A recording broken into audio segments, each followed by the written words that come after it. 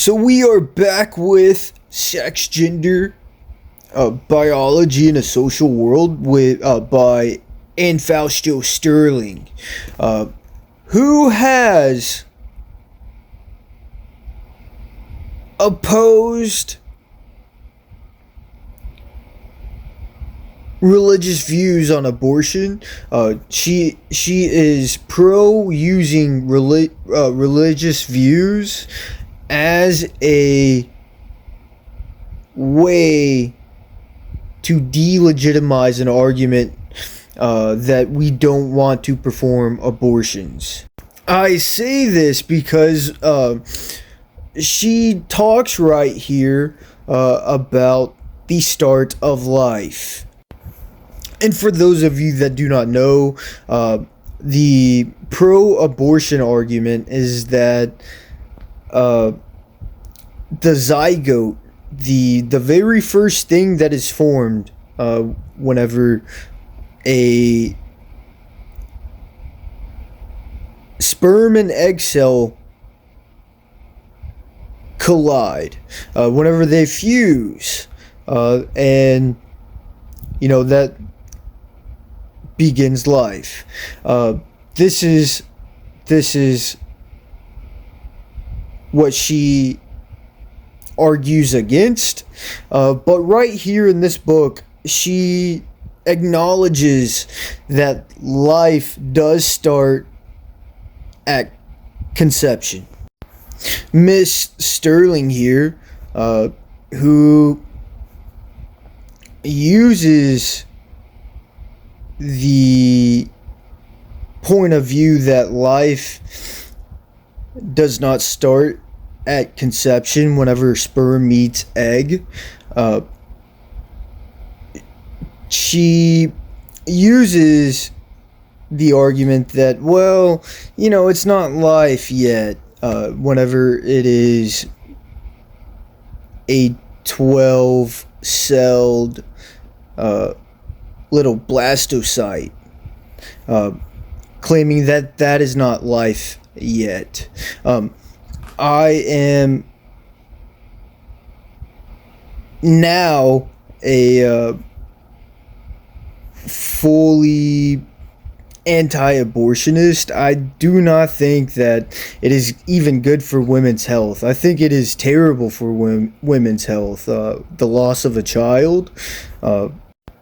The loss of a child is the worst thing you can do for a mother's health. Just is. And I have been indoctrinated by academia at one point in my life, and I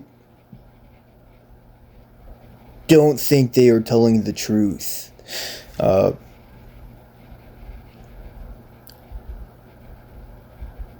Yeah. So, of spirals and layers, you can't make this up, okay? There is no right place. Do we begin with the story of boy meets girl, or girl buys sperm at a sperm bank? So you can, I'm going to interject here, so you can see the level of selfishness, of materialism, that Miss Sterling is operating under by having the statement, though it is true, you can go to a sperm bank. It's very, very sanitized version of a relationship.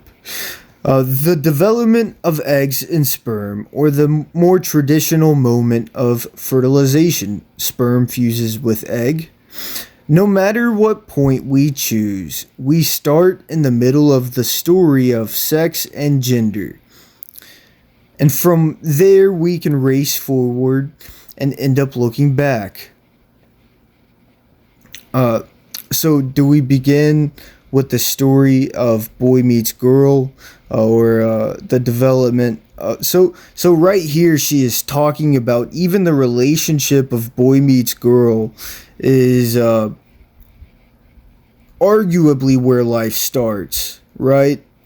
Uh, so she's even going to that place, and you know, this type of framework she is operating under is speaking about life starting at a very, very early stage of development, and hopping from one field to another, such as abortion.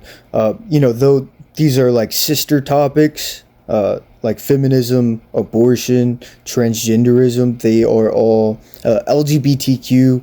These are all like sister topics. So even though I'm hopping over from one subject to another, this book is about transgenderism. You know, the lack of continuity within her reason of thinking leads me to believe that she is being intellectually dishonest. She is basically admitting that life starts at a very early age, like almost at conception. That's what this framework is saying. Where do we start? Lady goes to a sperm bank. She is almost saying that life starts at conception. I think I have stumbled upon a psychological fracture within her mental framework. Yeah, we're talking about spirals and layers and psychology, and we see a psychological split within her mental framework. Uh, this lady was a chair member at Yale University, I believe, and this book and her writings have inspired many policymakers in education, in medicine, in government, to create the system that we have today. And right now, this looks like sinking sand, brother. This is not intellectually sound. For now, let's start with a traditional framework. Fill in some of the things we currently know about the biology of sex development, and then loop back to offer some interesting tidbits that complicate the basic story just a bit. Now, it is true that about less than 2% of the population come out with anomalies regarding sexual organs and chromosomes, and but that's a very minute portion of the population, and it is a rare occurrence. Okay.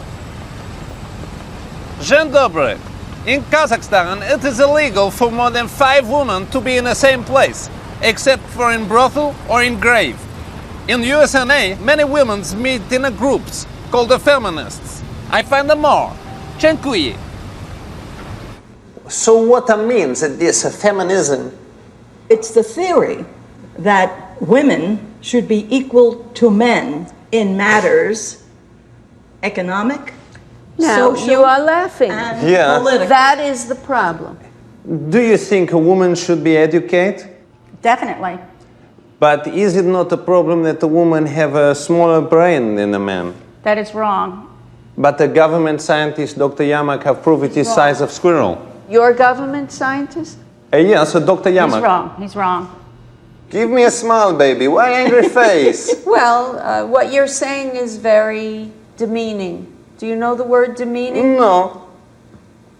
We are saying to you I that could they not should work concentrate at on what this old man was saying.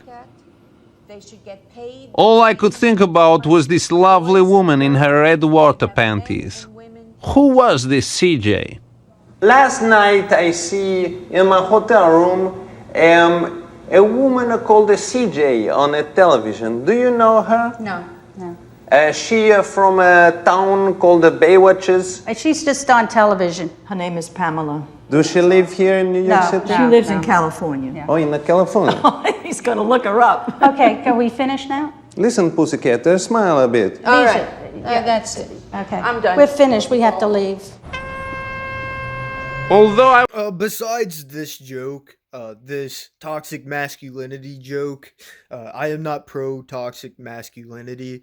Uh, it's just funny. The Bible says, take care of the widow, take care of the fatherless. And I feel like these women creating this feminist movement are beyond their years. They've hit the wall of attractiveness and childbearing. And so they find themselves without children, and they must find something to fill their time. And so they pick a cause such as transgenderism, and then they run with it. And not everything they talk about is logically or biblically sound. Uh, in fact, I believe there is some sort of spiritual play. We'll get into that in the next episode. Uh, but yeah, the Bible says to take care of the widows. I would consider these people widows. Uh, put them in that category. Take care of them. And yeah, the Bible talks about these types of people that have nothing better to do with their time, and so they go and chase the fairies. We are responsible for this behavior. The men failed these women, and the strong men within our society should have been taking care of these women, and it's that's not what happened. The strong men did not guide these women in our history, our near history. uh yeah, and so it really comes down to the irresponsibility of men for allowing this to happen, like the 1960s, right? uh this is a curse, bro. This is a curse within our society. All right. Like, comment, and subscribe, and God bless.